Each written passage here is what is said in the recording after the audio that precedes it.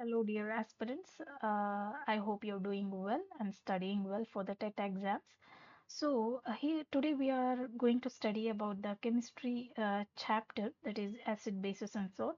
So, first of all, we should know why we should study acid, bases, and salt. See, we usually use acid, bases, and salt in our daily life. ಹೇಗೆ use ಮಾಡ್ತೀವಿ ಅಂದರೆ ನಮ್ಮ ಕಿಚನಲ್ಲಿ ಬಹುಶಃ ನೋಡ್ಬೋದು ವಿನಿಗರ್ನ use ಮಾಡ್ತೀವಿ which is acid. So don't be shocked about it, ಏನೇನಿದು ಆ್ಯಸಿಡ್ ತಿಂತಿದ್ದೀವಿ ಅಂತ. ಹಾಗೇನಿಲ್ಲ, it is a weak acid, we can eat it. And base as NaOH ನೋಡ್ಬೋದು, ವಾಷಿಂಗ್ ಪೌಡರ್ ನೋಡ್ಬೋದು, ಆಮೇಲೆ ಸಾಲ್ಟ್ಸ್ NaCl ನೋಡ್ಬೋದು, ಉಪ್ಪು ನಾವೇನು ಡೈಲಿ ಯೂಸ್ ಮಾಡ್ತೀವಿ ಅದನ್ನು. ಸೊ ಇದನ್ನೆಲ್ಲ ಹೇಗೆ ಪ್ರಿಪೇರ್ ಮಾಡ್ಬೋದು, ಏನಿದೆಲ್ಲ ಇದ್ರ ಡಿಫಿನೇಷನ್ಸ್ ಎಲ್ಲ ಏನು ಅಂತ ತಿಳ್ಕೊಬೇಕಾದ್ರೆ, so first of all we should study what is an acid. Acid ಅಂದ್ರೆ ಏನು? A substance that tastes sour, turns blue litmus red and neutralizes base is known as acid ಅಂತ ಹೇಳ್ತಾರೆ. ಏನ್ ಆಸಿಡ್ ಅಂದ್ರೆ? ಆಸಿಡ್ ಅಂದ್ರೆ ಏನಿಲ್ಲ, ಟೇಸ್ಟ್ ಸೋರ್. ಸೋರ್ ಅಂದ್ರೆ ಏನು? ಹುಳಿ ಅಂತ ಹೇಳ್ಬೋದು ನಾವು ಕನ್ನಡದಲ್ಲಿ. ಆಮೇಲೆ ನೀವು ಲಿಟ್ಮಸ್ ಪೇಪರ್ಸ್ನ ನೋಡಿರ್ತೀರ, SLC ನೋಡಿರ್ತೀರ, PU ನೋಡಿರ್ತೀರ. ಸೊ ಬ್ಲೂ ಲಿಟ್ಮಸ್ ಪೇಪರ್ ಅಂತ ಇರುತ್ತೆ, ರೆಡ್ ಲಿಟ್ಮಸ್ ಪೇಪರ್ ಅಂತ ಇರುತ್ತೆ. Whenever we dip the blue litmus paper into the unknown solution, if it turns red, so we considered it as an acid. So the pH value will be less than 7. What is this pH? pH is nothing but, you might have seen the scale, pH scale. So it will be like this, from 1 to 7. 7 is a neutral, which is water, up to 40. So less than 7 we consider it as a acid. So more than 7 we considered it as a base. So here we are going to categorize this acid into two bases, on two bases. ಯಾವ ರೀತಿ categorize ಮಾಡ್ತೀವಿ ಅಂದರೆ, weak acid ಅಂತ ಇರುತ್ತೆ, strong acid ಅಂತ ಇರುತ್ತೆ. Weak acid ಅಂದ್ರೆ ಏನು? It is an acid that dissociate incompletely, releasing only some of the hydrogen atom in the solution ಅಂತ ಹೇಳ್ತಾರೆ. ಏನಿದು ಡಿಸೋಸಿಯೇಟ್ಸ್ ಅಂದ್ರೆ? ಬೇರ್ಪಡಿಸುವುದು ಅಂತ ನಾನು ಹೇಳ್ಬೋದು. ಅದು ಹೇಗೆ? ಕಂಪ್ಲೀಟ್ ಆಗಿ ಬೇರ್ಪಡಿಸುವುದಲ್ಲ, ಇನ್ಕಂಪ್ಲೀಟ್, ಸ್ವಲ್ಪ ಮಟ್ಟಿಗೆ ಬೇರ್ಪಡಿಸುತ್ತೆ ಅಂತ ಹೇಳ್ಬೋದು. ಸೊ ನಾವು ಎಕ್ಸಾಂಪಲ್ಸ್ನ ನೋಡಿದ್ರೆ, H2CO3 ಕಾರ್ಬನಿಕ್ ಆಸಿಡ್, ಇದು H2SO3 etc. So strong acid ಅಂದ್ರೆ ಏನು? It is an acid that is completely dissociate into an aqueous solution. See, aqueous solution, water ಅಲ್ಲಿ ಇಫ್ ಸ್ಟ್ರಾಂಗ್ ಆಸಿಡ್ ನ ನಾವು ಡಿಸಾಲ್ವ್ ಮಾಡಿದ್ರೆ ಕಂಪ್ಲೀಟ್ ಆಗಿ ಡಿಸಾಲ್ವ್ ಆಗುತ್ತೆ. ಸೊ ಎಕ್ಸಾಂಪಲ್ ಏನಂದ್ರೆ HCl, H2SO4, hydrochloric acid, sulphuric acid etcetera. Next ನೋಡೋದಿದ್ರೆ base. Base ಅಂದ್ರೆ ಏನು? A substance which is bitter in taste, turns red litmus paper into blue and neutralizes acid is known as base ಅಂತ ಹೇಳ್ತೀವಿ. And they are generally soapy in touch. So ಏನಿದು bitter ಇನ್ taste ಅಂದರೆ ಕಹಿ ಅಂತ ಹೇಳ್ಬೋದು. ಹಾಗಂತ ಲ್ಯಾಬಲ್ಲಿ ಹೋಗಿ ಸೊಲ್ಯೂಷನ್ನ ಚೆಕ್ ಮಾಡೋಕ್ಕೇನು ಹೋಗಬೇಡಿ. So base will be bitter in taste. ಆಮೇಲೆ ರೆಡ್ ಲಿಟ್ಮಸ್ ಪೇಪರ್ ಬ್ಲೂ ಆಗಿ ಕನ್ವರ್ಟ್ ಆಗುತ್ತೆ, ಅದನ್ನು ನಾವು ಬೇಸ್ ಅಂತ ಹೇಳ್ತೀವಿ. ಇದು ಯೂಶಲಿ ಹೇಗಿರುತ್ತೆ ಅಂದರೆ, ನಿಮ್ಮ ಮನೇಲಿ ನೀವು ಸೋಪ್ನ ಯೂಸ್ ಮಾಡಿರ್ತೀರ, ಎಲ್ಲರೂ ಮಾಡಿರ್ತೀರ ಅಂತ ತಿಳ್ಕೊತೀನಿ. ಅದು ಸಾಫ್ಟ್ ಸೋಪಿ ಟಚ್, ಸ್ಲಿಪ್ಪರಿ ಆಗಿರುತ್ತೆ ಅಲ್ವಾ, ಅದನ್ನು ನಾವು ಬೇಸ್ ಅಂತ ಹೇಳ್ತೀವಿ. ಸೊ ಇದನ್ನು ನಾವು ಎರಡು ಕೆಟಗರಿಯಾಗಿ ಡಿವೈಡ್ ಮಾಡ್ತೀವಿ, ಒಂದು ವೀಕ್ ಬೇಸು, ಒಂದು strong base. They are basic substance. Weak base ಅಂದರೆ ಏನು? They are basic substance that dissociate incompletely in water. ಯಾವ ಸಬ್ಸ್ಟೆನ್ಸು ಇನ್ಕಂಪ್ಲೀಟ್ ಆಗಿ ಬೇರ್ಪಡಿಸುತ್ತದೋ ಅದನ್ನು ನಾವು ವೀಕ್ ಬೇಸ್ ಅಂತ ಹೇಳ್ತೀವಿ. ಅದು ಅಮೋನಿಯಂ ಆಗಿರ್ಬೋದು, ಅಲ್ಯೂಮಿನಿಯಂ ಹೈಡ್ರಾಕ್ಸೈಡು ಆಗಿರ್ಬೋದು. ಸೊ ಸ್ಟ್ರಾಂಗ್ ಬೇಸ್ ಅಂದರೆ ಏನು? They are the substance, basic substance that completely dissociate in water. ಒಂದು ಸಬ್ಸ್ಟೆನ್ಸು ಕಂಪ್ಲೀಟಾಗಿ ಡಿಸೋಸಿಯೇಟ್ ಆಗುತ್ತಾ, ಡಿಸೋಸಿಯೇಟ್ ಆಗುತ್ತಾ, ಅದನ್ನು ನಾವು ಸ್ಟ್ರಾಂಗ್ ಬೇಸ್ ಅಂತ ಹೇಳ್ತೀವಿ. ಆಸ್ಪಿರೆಂಟ್ಸ್ ಅದಕ್ಕೆ ಎಕ್ಸಾಂಪಲ್ ಏನಂತ ನೋಡ್ತೀವಿ ಅಂದರೆ, ಸೋಡಿಯಂ ಹೈಡ್ರಾಕ್ಸೈಡು, ಪೊಟ್ಯಾಷಿಯಂ ಹೈಡ್ರಾಕ್ಸೈಡ್ ಅಂತ ಹೇಳ್ತೀವಿ. ಇದು ಬೇಸ್. ನೆಕ್ಸ್ಟ್ ಫಿಸಿಕಲ್ ಪ್ರಾಪರ್ಟೀಸ್ ಏನು? ಫಿಸಿಕಲ್ ಪ್ರಾಪರ್ಟೀಸ್ ಅಂದರೆ ಏನು ಅಂತ ಮೊದಲು ನೋಡೋದಿದ್ರೆ, ನಾವು ನಮ್ಮ ಕಣ್ಣಿಗೆ ನಾವು ಹೇಗೆ ಕಾಣುತ್ತೆ ಕೆಮಿಕಲ್ಸ್ ಅಂತ, ಅದರಲ್ಲಿ ಕಲರ್ ಇರ್ಬೋದು, ಟೇಸ್ಟ್ ಇರ್ಬೋದು, ಅದನ್ನ ಮುಟ್ಟಿದ್ರೆ ಸಾಫ್ಟ್ ಇರುತ್ತಾ ಇಲ್ಲ ಕ್ರಿಸ್ಟಲೈನ್ ಇರುತ್ತಾ, ಅದು ಸಾಲ್ಯುಬಲ್ ಆಗುತ್ತಾ, ಕರಗುತ್ತಾ ನೀರಲ್ಲಿ, ಕರಗಲ್ವಾ, ಇದನ್ನೆಲ್ಲ ನೋಡೋದೇ ನಾವು ಫಿಸಿಕಲ್ ಪ್ರಾಪರ್ಟೀಸ್ ಅಂತ ಹೇಳ್ತೀವಿ. ಹಾಗಾದ್ರೆ ಆಸಿಡ್ ಬೇಸ್ ಫಿಸಿಕಲ್ ಪ್ರಾಪರ್ಟೀಸ್ ಏನಂತ ನೋಡೋದಿದ್ರೆ, ಫಸ್ಟ್ ಆಸಿಡ್ ನೋಡೋದಿದ್ರೆ ಮಿನರಲ್ ಆಸಿಡ್ಸ್ ಆರ್ ಕಲರ್ಲೆಸ್. ಇದು ಬಹುಶಃ ಆಸಿಡ್ ಕಲರ್ಲೆಸ್ಸೇ ಆಗಿರುತ್ತೆ. ಆಸಿಡ್ ಅಂತಾನೆ ಏನಲ್ಲ, ಬೇಸು ಕಲರ್ಲೆಸ್ಸೇ ಆಗಿರುತ್ತೆ. Organic acids are white coloured solid. ಕೆಲವು ಆರ್ಗ್ಯಾನಿಕ್ ಆಸಿಡ್ಸ್ ಏನಿರುತ್ತೆ ವೈಟ್ ಕಲರ್ ಸಾಲಿಡ್ ಆಗು ಇರುತ್ತೆ. ಆಮೇಲೆ ಟೇಸ್ಟ್ ನೋಡೋದಿದ್ರೆ ಸೋರ್ ಅಂತ ಹೇಳ್ತೀವಿ, ಇಲ್ಲಿ ಏನು ಹುಳಿಯಾಗಿರುತ್ತೆ. ಆಮೇಲೆ ಸಾಲ್ಯುಬಿಲಿಟಿ ಅಂತ ಅಂದ್ರೆ ಸಾಲ್ಯುಬಲ್ ಇನ್ ವಾಟರ್, ಇದು ನೀರಲ್ಲಿ ಕರಗುತ್ತೆ ಅಂತ ಹೇಳ್ಬೋದು. ಯಾವುದು ಆಸಿಡ್. ಬೇಸಸ್ ಅಂದ್ರೆ ಏನು, ಬೇಸ್ ಆರ್ ಕಲರ್ಲೆಸ್, ಇದು ಸಹ ಕಲರ್ಲೆಸ್ ಆಗಿರುತ್ತೆ. Accept for the hydroxide of iron and copper. ಈ ಐರನ್ ಅಂಡ್ ಕಾಪರ್ ಅಂತ ಸೊಲ್ಯೂಷನ್ ಇದು ಬಿಟ್ರೆ ಇನ್ನೆಲ್ಲ ಬೇಸಸ್ ಕಲರ್ಲೆಸ್ ಆಗಿ ಇರುತ್ತೆ ಅಂತ ಹೇಳ್ಬೋದು. ಆಮೇಲೆ ಟೇಸ್ಟ್ ಅನ್ನೋದಿದ್ರೆ ಬಿಟರ್ ಅಂದ್ರೆ ಕಹಿಯಾಗಿರುತ್ತೆ. ಟಚ್ ಯಾವ ರೀತಿ ನಾವು ಕೈಯಲ್ಲಿ ಮುಟ್ಟಿದ್ರೆ ಹೇಗಾಗುತ್ತೆ ಅಂದ್ರೆ ಸ್ಲಿಪರಿ, ಇದು ಜಾರ್ ಹೋಗುತ್ತಲ್ಲ, ಸೋಪ್ ಏನಾದ್ರು ಮುಟ್ಟಿದ್ರೆ, ಡಿಟರ್ಜೆಂಟ್ ಏನಾದ್ರು ಮುಟ್ಟಿದ್ರೆ ಅದನ್ನ ಸ್ಲಿಪರಿ ಅಂತ ಹೇಳ್ತೀವಿ. Some bases are soluble which are called alkalis. ಏನಿದು ಆಲ್ಕಲೀಸ್ ಅಂದ್ರೆ ಯಾವ ಬೇಸ್ ಸಬ್ಸ್ಟೆನ್ಸಸ್ ನೀರಲ್ಲಿ ಕರಗುತ್ತೋ ಅದನ್ನು ನಾವು ಆಲ್ಕಲೀಸ್ ಅಂತ ಹೇಳ್ತೀವಿ. ನೆಕ್ಸ್ಟ್ ಕೆಮಿಕಲ್ ಪ್ರಾಪರ್ಟೀಸ್ ನೋಡೋದಿದ್ರೆ ಅದರಲ್ಲಿ ಏನೇನೆಲ್ಲ ಬರುತ್ತೆ ಅಂದ್ರೆ reaction acid and base with metal.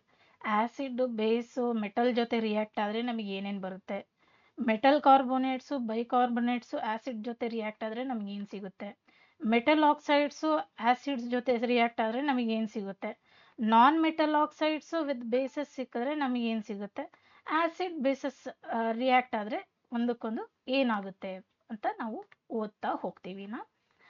Acid and basis with metals, acid metal ಜೊತೆ ರಿಯಾಕ್ಟ್ ಆದ್ರೆ ನಮಗೆ ಏನು ಸಿಗುತ್ತೆ, ಬೇಸು ಮೆಟಲ್ ಜೊತೆ ರಿಯಾಕ್ಟ್ ಆದ್ರೆ ನಮಗೆ ಏನು ಸಿಗುತ್ತೆ ಅಂತ ಇಲ್ಲಿ ನೋಡ್ತಾ ಹೋಗ್ಬೋದು. C the metal in this reaction displays hydrogen atoms from the acid as a hydrogen gas and form a compound called salt. ನೋಡಿ ಇಲ್ಲಿ ನೋಡ್ತಾ ಇರ್ಬೋದು ನೀವು, ಆಸಿಡ್ ಅದು ಮೆಗ್ನೀಷಿಯಂ ತಗೊಂಡಿದ್ದೀವಿ. When magnesium reacts with hydrochloric acid, acid ಆಗಿ HCl ತಗೊಂಡಿದ್ದೀವಿ, metal ಆಗಿ ಮೆಗ್ನೀಷಿಯಂ ಅನ್ನ ತಗೊಂಡಿದ್ದೀವಿ. ಈ ಮ್ಯಾಗ್ನೀಷಿಯಮ್ ಹೈಡ್ರೋಕ್ಲೋರಿಕ್ ಆಸಿಡ್ ಜೊತೆ ರಿಯಾಕ್ಟ್ ಆದ್ರೆ ನಮಗೆ ಏನು ಸಿಗುತ್ತೆ, ಒಂದು ಸಾಲ್ಟ್ ಸಿಗುತ್ತೆ, that is magnesium chloride plus hydrogen gas. ಇದು ಎಕ್ಸಾಮ್ಸ್ ನಲ್ಲಿ ಕೇಳ್ತಾರೆ. When acid reacts with the metal what do we get, salt, hydrogen gas ಅಂತಾನೂ ಇರುತ್ತೆ, ಇಲ್ಲ ಬರೀ ಹೈಡ್ರೋಜನ್ ಗ್ಯಾಸ್ ಬರುತ್ತಾ ಅಂತಾನೂ ಕೇಳ್ತಾರೆ. So next alkalis, that is basis that are soluble in water reacts with, base metal ಜೊತೆ ರಿಯಾಕ್ಟ್ ಆದ್ರೆ ನಮಗೆ ಸಾಲ್ಟ್ ಹೈಡ್ರೋಜನ್ ಗ್ಯಾಸ್ ಸಿಗುತ್ತೆ ಅಂತ ಹೇಳ್ತಾರೆ. ಹೇಗೆ, suppose if we take NaOH sodium hydroxide and we react this base with a metal called zinc, what do we get, Na2ZnO2 plus H2S gas, salt ಮತ್ತೆ hydrogen gas ಸಿಗುತ್ತೆ ಅಂತ ಹೇಳ್ತಿದೀವಿ. Next metal carbonates and bicarbonates react with acid, ಏನೇನು ಸಿಗುತ್ತೆ. See metal carbonates Na2CO3 when react with hydrochloric acid ನಮಗೆ sodium chloride ಸಿಗ್ತಕ್ಕಂಥದ್ದು. Next carbon dioxide and water ಸಿಗ್ತಕ್ಕಂಥದ್ದು. Next bicarbonates, ಇಲ್ಲಿ ಸೋಡಿಯಂ ಬೈಕಾರ್ಬೋನೇಟ್ ಇದೆಯಲ್ಲ, ಸೋಡಿಯಂ ಬೈಕಾರ್ಬೋನೇಟು ಆಸಿಡ್ ಜೊತೆ react ಮಾಡಿದಾಗ ನಮ್ಗೆ ಏನು ಸಿಗುತ್ತೆ, NaCl, ಕಾರ್ಬನ್ ಡೈಆಕ್ಸೈಡ್, ವಾಟರ್ ಸಿಗುತ್ತೆ ಅಂತಕ್ಕಂಥದ್ದು ನಾವು ನೋಡ್ಬೋದು aspirants. So here if we see what about the bases, usually bases do not react with metal carbonates and bicarbonates at all. ಇದನ್ನ ನೀವು ಇದೊಂದು ಇಂಪಾರ್ಟೆಂಟ್ ಆಗಿದೆ, ಇದು ನೋಡ್ಕೊಳ್ಳಿ. Bases do not react with metal carbonates bicarbonates. Metal base ಯಾವುದೇ ಕಾರಣಕ್ಕೂ metal carbonates ಜೊತೆ ಆಗಲಿ ಬೈಕಾರ್ಬೋನೇಟ್ಸ್ ಜೊತೆ ಆಗಲಿ ರಿಯಾಕ್ಟ್ ಮಾಡಲ್ಲ. ನೆಕ್ಸ್ಟ್ ನಾವು ನೋಡೋದಿದ್ರೆ ಮೆಟಲ್ ಆಕ್ಸೈಡ್ಸ್ ವಿತ್ ಆಸಿಡ್ಸ್ ಅಂತ ನೋಡ್ಬೋದು. ಏನಿದು metal oxides? These metal oxides are basic in nature. They are not acid, they are basic, but react with acids to produce salt and water. ಇದು basic ಆಗಿದ್ರೂ ಸಹ ಕೆಲವು ಸಲ ಆಸಿಡ್ ಜೊತೆ ಏನೇನು ಸಿಗುತ್ತೆ, ಆಸಿಡ್ ಜೊತೆ ರಿಯಾಕ್ಟ್ ಆಗಿ ನಮ್ಗೆ ಏನೇನು ಸಿಗುತ್ತೆ, ಸಾಲ್ಟು ಸಿಗುತ್ತೆ, ನೀರು ಸಿಗುತ್ತೆ, ವಾಟರು ಸಿಗುತ್ತೆ ಅಂತ ಹೇಳ್ತೀವಿ. ಯಾವ್ದ್ಯಾವ್ದು ಮೆಟಾಲಿಕ್ ಆಕ್ಸೈಡ್ ಅಂದರೆ ಕ್ಯಾಲ್ಶಿಯಂ ಆಕ್ಸೈಡ್ ಅಂತ ನೋಡ್ಬೋದು. ಕ್ಯಾಲ್ಶಿಯಂ ಆಕ್ಸೈಡು ಹೈಡ್ರೋಕ್ಲೋರಿಕ್ ಆಸಿಡ್ ಜೊತೆ ಸೇರಿದಾಗ ನಮಗೆ ಯಾವ ಸಾಲ್ಟ್ ಬರುತ್ತೆ? ಕ್ಯಾಲ್ಶಿಯಂ ಕ್ಲೋರೈಡ್ ಸಿಗುತ್ತೆ ಆ್ಯಂಡ್ ವಾಟರ್ ಸಿಗುತ್ತೆ. ಇಲ್ಲಿ ನಾನು ತೋರಿಸಿದ್ದೀನಿ ನೋಡಿ ಫನಲ್ ಪೇಪರ್ ಯಾವ ರೀತಿ ನಾವು ಮಾಡ್ತೀವಿ ಅಂತ. ಸರಿನಾ? when metal oxide reacts with acid, we get salt and water. What about non-metals now? Non-metals oxides are acidic in nature. ನೋಡಿ, metal oxides ಏನು basic in nature, non-metal oxides ಏನು acidic in nature. So keep in your mind. These are acidic in nature but reacts with base to neutralize each other, resulting respective salt and water or produces. ಏನಿದು non-metal oxide? This non-metal oxide reacts with carbon dioxide. What do we get? Salt and water. Non-metal oxide base ಜೊತೆ ಸೇರಿದ್ರೆ ಏನು ಸಿಗುತ್ತೆ ನಮಗೆ? Salt ಸಿಗುತ್ತೆ, water ಸಿಗುತ್ತೆ. Next neutralisation. ಏನಿದು neutral ಗೊತ್ತಿರುತ್ತೆ. ನ್ಯೂಟ್ರಲ್ ಅಂದರೆ ನಾವು ಎಕ್ಸಾಂಪಲ್ ಆಗಿ ವಾಟರ್ ತೆಗಿಬೋದು. So the reaction between the acid and strong acid and strong base to give a salt and water, these is called as neutralisation reaction ಅಂತ ಹೇಳ್ಬೋದು. ಯಾವಾಗ ಆಸಿಡ್ ಬೇಸ್ ಜೊತೆಗೆ ರಿಯಾಕ್ಟ್ ಆಗುತ್ತೋ ನಮಗೆ ಸಾಲ್ಟ್ ಪ್ಲಸ್ ವಾಟರ್ ಸಿಗುತ್ತೆ. ಇಲ್ಲಿ ಎಕ್ಸಾಂಪಲ್ನ ನೋಡ್ಬೋದು ನೀವು. Hydrochloric acid NaOH, which is strong base, NaOH, sodium hydroxide. When these react with each other to form NaCl, that is a salt which you can see this salt in your home kitchen. ಉಪ್ಪು ಅಂತ ಏನು ಹೇಳ್ತೀವಿ ಇದೆ, plus water. Next indicator. ನಿಮಗೆ ನೀವು ನೋಡಿರ್ತೀರ indicator, ಮನೇಲೂ ಇರುತ್ತೆ. ಯಾವುದು? ಹಲ್ದಿ. We use haldi in our dishes, right? that is one of the indicator. So the indicators tell whether the substance is acidic or basic by changing their color. ಇಲ್ಲ ನಾನು ಒಂದೆರಡು ಪಿಕ್ಚರ್ಸ್ ಕೊಟ್ಟಿದ್ದೀನಿ ನೋಡಿ. ಸೊ ಇಂಡಿಕೇಟರ್ ಅಂದರೆ ಏನು? ಆಸಿಡಿಕ್ಕೋ ಬೇಸಿಕ್ಕೋ ಅಂತ ತೋರಿಸುತ್ತೆ. ಯಾವ ರೀತಿ ತೋರಿಸುತ್ತೆ ಅಂದರೆ colour by changing the colour change ಆದ ತಕ್ಷಣ ನಮಗೆ ಗೊತ್ತಾಗುತ್ತೆ whether the solution is acid or a base. ಯಾವ ರೀತಿ ಯಾವ್ಯಾವೆಲ್ಲ ಇಂಡಿಕೇಟರ್ಸ್ ನಾವು ನೋಡ್ತೀವಿ ಅನ್ನೋದಾಗಿದ್ರೆ ಆಸ್ಪರೆನ್ಸ್ ಇಲ್ಲಿ ನೋಡಿ. ನ್ಯಾಚುರಲ್ ಇಂಡಿಕೇಟರ್ಸ್ ಇರುತ್ತೆ, ಸಿಂಥೆಟಿಕ್ ಇಂಡಿಕೇಟರ್ಸ್ ಇರುತ್ತೆ, ಆಲ್ಫ್ಯಾಕ್ಟರಿ ಇಂಡಿಕೇಟರ್ಸ್ ಇರುತ್ತೆ. ನ್ಯಾಚುರಲ್ ಇಂಡಿಕೇಟರ್ಸ್ ಅಂದರೆ ಏನು? They are obtained from the nature itself. Natural ಅಂದಿದ ತಕ್ಷಣ ನೇಚರ್. ಸೊ ಯಾವ್ಯಾವ ನಾವು ನೋಡ್ಬೋದು? ಲಿಟ್ಮಸ್ ಆ್ಯಂಡ್ ಟರ್ಮರಿಕ್ನ ನೋಡ್ಬೋದು. ಸಿಂಥೆಟಿಕ್ ಇಂಡಿಕೇಟರ್ಸ್ ಅಂದರೆ they are synthesized in laboratory. ಲ್ಯಾಬಲ್ಲಿ ನಾವು ಪ್ರಿಪೇರ್ ಮಾಡ್ತಕ್ಕಂಥದ್ದು ಆರ್ಟಿಫಿಷಿಯಲ್ ಆಗಿ, ಗೊತ್ತಾಯ್ತಾ? ಅದರ ಎಕ್ಸಾಂಪಲ್ ಏನಂದರೆ ಮೀಥೈಲ್ ಆರೆಂಜ್ ಆ್ಯಂಡ್ ಫಿನಾಫ್ಥಲಿನ್. ಇದೆಲ್ಲ ನೀವು ಎಕ್ಸ್ಪೆರಿಮೆಂಟ್ಸ್ ಮಾಡಿರ್ತೀರ PUಲಿ. ಆಲ್ಫ್ಯಾಕ್ಟರಿ ಇಂಡಿಕೇಟರ್ಸ್ ಅಂದರೆ ಏನು? Their odour changes in acidic and basic medium. ಈಗ ಫಾರ್ ಎಕ್ಸಾಂಪಲ್ ನೀವು ಆನಿಯನ್ನ ಕಟ್ ಮಾಡ್ತಿರ್ತೀರ, ಈರುಳ್ಳಿನ ಕಟ್ ಮಾಡ್ತಿರ್ತೀರ, ಕಣ್ಣಲ್ಲಿ ನೀರು ಬಿಡುತ್ತಾ? ಸುಮ್ಮನೆ ಬರುತ್ತಾ? ಇಲ್ಲ. It has a acidic in onion.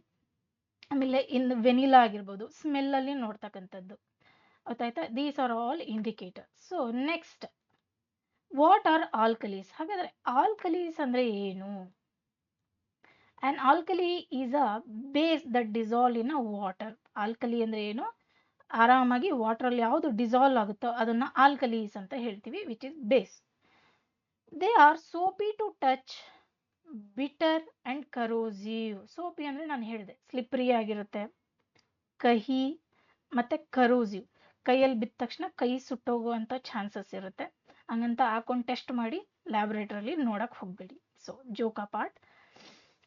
So apart from that, pH value of this base is more than 7. ನಾನು ಏನು ಹೇಳಿದೆ ಆವಾಗಲೇ? ಲೆಸ್ ದ್ಯಾನ್ 7 ಆ್ಯಸಿಡ್ ಇರುತ್ತೆ, ಮೋರ್ ದ್ಯಾನ್ 7 ಬೇಸ್ ಇರುತ್ತೆ. ಅರ್ಥ ಆಯ್ತಾ? ಆಮೇಲೆ ಇದ್ರ ಪ್ರಾಪರ್ಟೀಸ್ ನೋಡೋದಾಗಿದ್ರೆ ಆಲ್ಕಲೀಸು ದೇ ಆರ್ ಸಾಫ್ಟ್, ಅದು ಸಾಫ್ಟ್ ಆಗಿರುತ್ತೆ, ಅದರ ಡೆನ್ಸಿಟಿ ಸ್ವಲ್ಪ ಕಮ್ಮಿ ಇರುತ್ತೆ. ಆಲ್ಕಲೀಸ್ have low melting and boiling point, ಈ ಪ್ರಾಪರ್ಟೀಸ್ ಇಂಪಾರ್ಟೆಂಟು. ಇದರ ಮೆಲ್ಟಿಂಗ್ ಪಾಯಿಂಟು ಬಾಯ್ಲಿಂಗ್ ಪಾಯಿಂಟು ಕಮ್ಮಿ ಇರುತ್ತೆ. They give characteristics colour to flame. Flame test ಬಹುಶಃ ನೀವು ನೋಡಿರ್ತೀರ PUCಲಿ. ಒಂದು ಕೆಮಿಕಲ್ಸ್ನ ತಗೊಂಡು ಸ್ವಲ್ಪ ಸ್ಪ್ಯಾಚುಲಾದಲ್ಲೇ ಹಾಕೊಂಡು ನಾವು ಫ್ಲೇಮ್ ಮುಂದೆ ಇಡ್ತೀವಿ, ಅದು ಕಲರು ಒಂದಕ್ಕೊಂದು ಚೇಂಜ್ ಆಗ್ತಾ ಇರುತ್ತೆ. ಅದನ್ನೇ ಇಲ್ಲಿ ಹೇಳ್ತಾ ಇರೋದು. They give characteristic colour to the flame ಅಂತ ಹೇಳ್ತೀವಿ.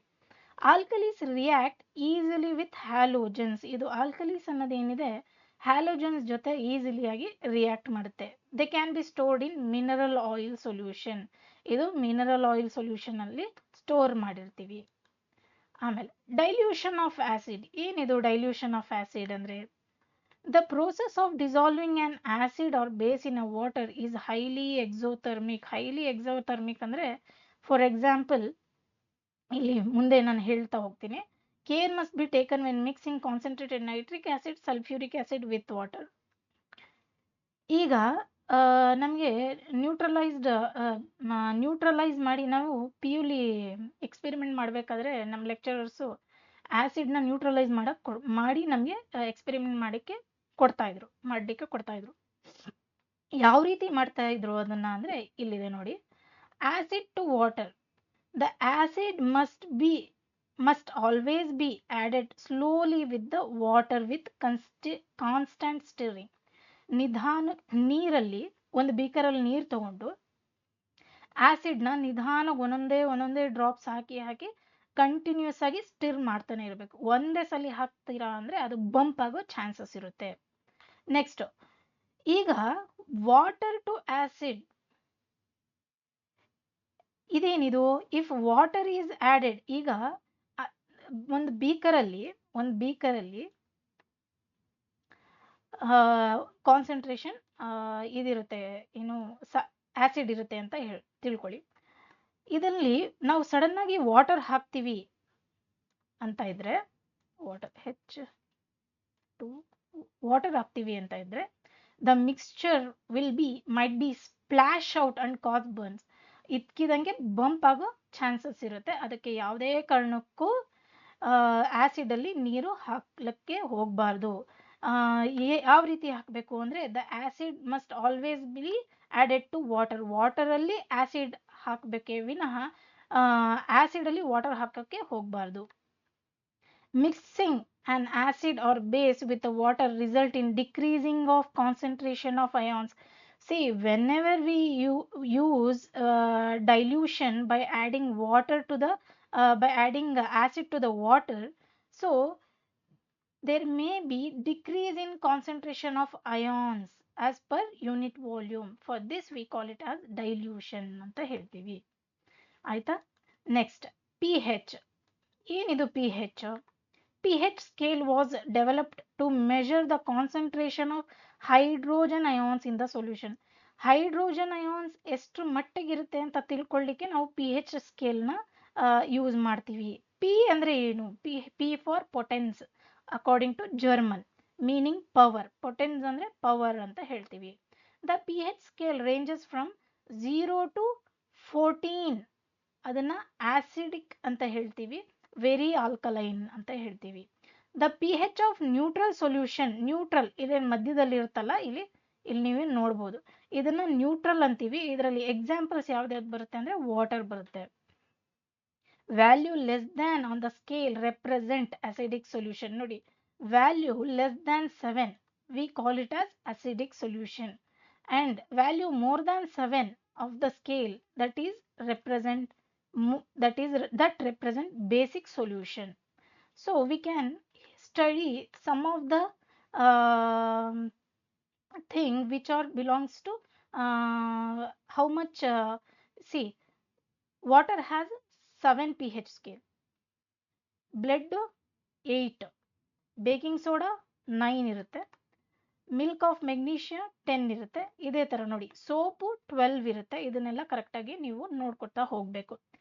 ಮಿಲ್ಕು 6 ಇರುತ್ತೆ pH ವ್ಯಾಲ್ಯೂ, ನೋಡಿ ಇಲ್ಲಿ ಬ್ಲಡ್ 7.7ಗೂ 8ಗೂ ಮಧ್ಯ ಇದೆ, 7.6 ಅಂತ ಹೇಳ್ಬೋದು ಬ್ಲಡ್ ಪಿ ಹೆಚ್ ವ್ಯಾಲ್ಯೂ. ನಮ್ಮ ಹ್ಯೂಮನ್ ಬಾಡಿಲಿ 7.6 ಇರುತ್ತೆ ಪಿ ಹೆಚ್ ವ್ಯಾಲ್ಯೂ ಬ್ಲಡ್ದು ಅಂತ ಹೇಳ್ಬೋದು. ಮಿಲ್ಕು 6 ಪಿ ಹೆಚ್ ಇರುತ್ತೆ. ಆಮೇಲೆ coffee, that's why we say sometimes we usually use to drink coffee and tea. ಯಾಕೆ ಜಾಸ್ತಿ ಕುಡಿಲೇಬಾರ್ದು ಅಂತ ಇದೆ. ಕುಡಿಬಾರ್ದು ಯಾಕೆ ಅಂತ ಹೇಳಿದ್ರೆ ಅದ್ರ ಪಿ ಹೆಚ್ ವ್ಯಾಲ್ಯೂ 5.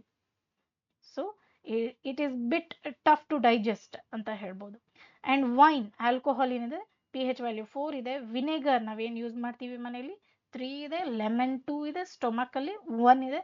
HCl ಇದು ಜಾಸ್ತಿ ಸ್ಟೊಮಕಲ್ಲಿ HCl ಇರುತ್ತೆ ಅಂತ ಗೊತ್ತು. ಜಾಸ್ತಿ ಪಿ ಹೆಚ್ ಕಮ್ಮಿ, ತುಂಬಾನೇ ತೀರಾ ಕಮ್ಮಿ ಆಯ್ತಲ್ಲ ಪಿ ಹೆಚ್ ಸ್ಕೇಲು, ತುಂಬ ಅಸಿಡಿಕ್ ಅಲ್ವಾ, ಡೇಂಜರಸ್ ಅಲ್ವಾ ಅಂತ ಅದು ಆ ಥರ ಏನಿಲ್ಲ. ಅಸಿಡಿಕ್ ಏನಿರುತ್ತೆ ಅದು ನಾವೇನೇನು ತಿಂತೀವಿ ಆಹಾರ ಅದನ್ನ ಡಿಸಾಲ್ವ್ ಮಾಡ್ಲಿಕ್ಕಷ್ಟೇ ಇರುತ್ತೆ. ನಮ್ಮ ಸ್ಟೊಮಕ್ಗೇನು ಹಾನಿ ಏನು ಆಗಲ್ಲ. So P H in our daily life, P H ಎಷ್ಟೆಷ್ಟಿರುತ್ತೆ ನಮ್ಮ ಲೈಫಲ್ಲಿ, ಯಾವ್ದ್ಯಾವ್ದ್ರಲ್ಲೆಲ್ಲ ಇರುತ್ತೆ ಅಂತ ನಾವು ನೋಡ್ತಾ ಹೋಗ್ಬೋದು. Are plants and animals P H sensitive?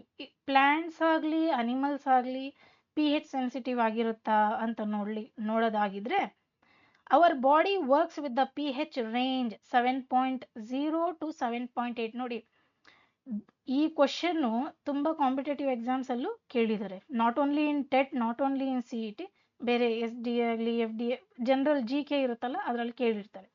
P H value of our human body ಅಂತ ಕೇಳಿರ್ತಾರೆ. 7.0 to 7.8 ಇದನ್ನ ನೆನಪಿಗೆ ಇಟ್ಕೊಂಡಿರ್ಬೇಕು.